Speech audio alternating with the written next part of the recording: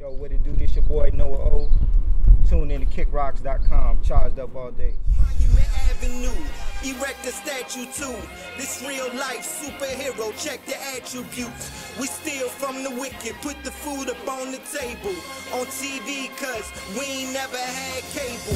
We shoot them drones out the sky, cause we know they watching. Speaking codes every time we on the phone talking.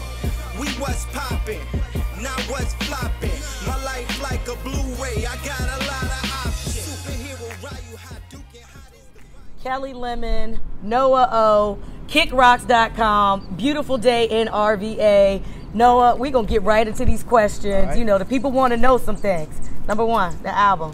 Why you name it Monument Avenue? We named it Monument Avenue. You know, like looking at the front, that's a statue from Monument Avenue. We wanted to leave something musically that we felt would be like pleading our case or establishing our case for, you know, this is my monument. So one day if something happened to me, I need a statue. Mm-hmm. So. Yeah. Well, you brought up Richmond. Monument Yeah. Avenue is a big staple piece in Richmond. VCU, big staple piece in Richmond. Your producer, Taylor Whitelow, right? Yeah. Taylor was a kid. You know, I met him when he first started going to VCU. He just started sending me tracks one by one.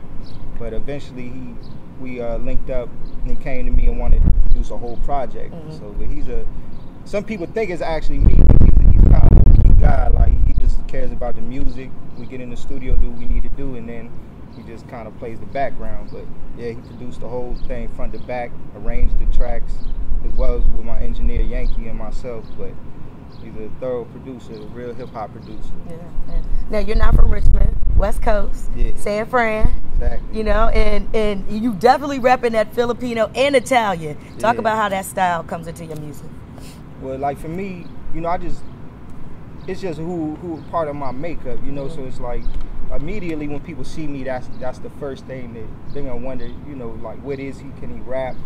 So I'll try to make sure I put that into my music, but it has more of an impact as far as what I've experienced, you know, growing up in Richmond, you know, being just in an area where it's predominantly just black and white people, you know.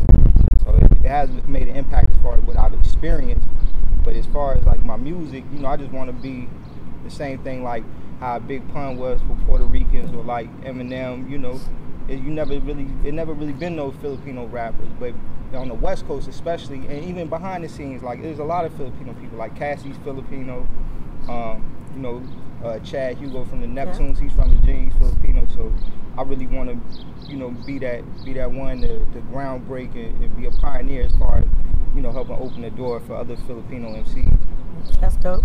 So going into that some more, you know, you said that you were raised here in Richmond and, you know, you're standing out. But talk about your influences that are right here in RVA, you know, rest in peace, Clef, you know, Of course, you know, growing up in Virginia, like I moved to Virginia in the early 90s, so as soon as I moved here, like Angelo had just got on, so did Mad Skills, and then, you know, later on down the line, you know, cats like Timberland, Neptunes, and Clips, so like everybody from all that, it had an impact as far as, you know, them setting the tone, as far as, you know, Virginia is a place where if you make it out of here, it's not because you're copying the trends. Everybody who's made it from Virginia has been somebody who's kind of like introduced something new to the game. So all of them had an impact. Yeah, talk about the heavyweights on this project, though. You did say Skills. He's on the album, but, you know, who else you got on here? I got Red Rum, you know, Nicholas F., as well as like cats within my camp, Charged Up. I got Sam Reed, she's a singer from hip-hop group Photosynthesizers. I have Erica J, as well as upcoming MC I think is real dope, Chance Fisher. He's a dope kid. But I tried to get the best, you know, the people that I felt their music spoke to me, whether, you know, I was a rapper or not. I didn't try to reach out to people just because I knew them. Some of them cats I don't really know personally, but I felt like we shared similar stories through our music, so I wanted to reach out to them. Top 5, dead or alive. Who's on your list? That's a hard question for some people, but have you thought about it? And if you have, let me know. Yeah. Definitely, like I said, I shout out Big Pun because he's a big influence for like showing that he was just, you know, groundbreaking, seeing a Latino cat.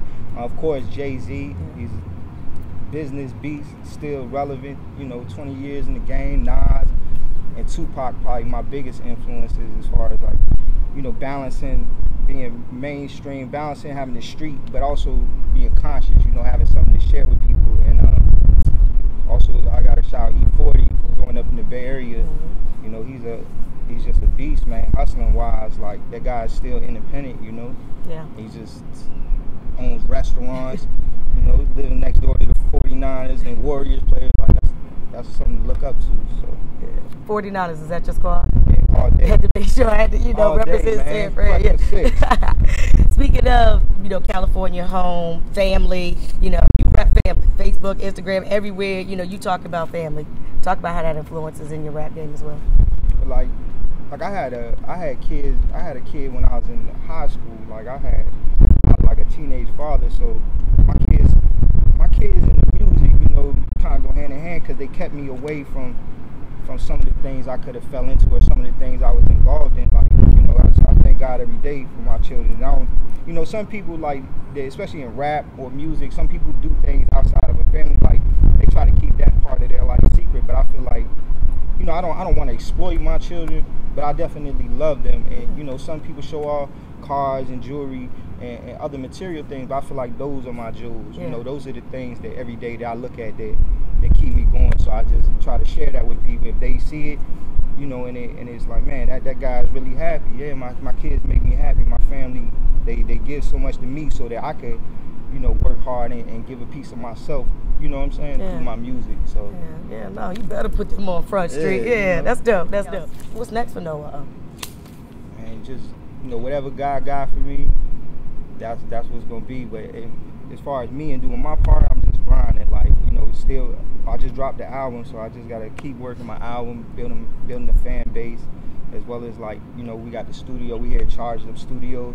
We got that going on. You know, we pushing like the apparel, the t-shirts.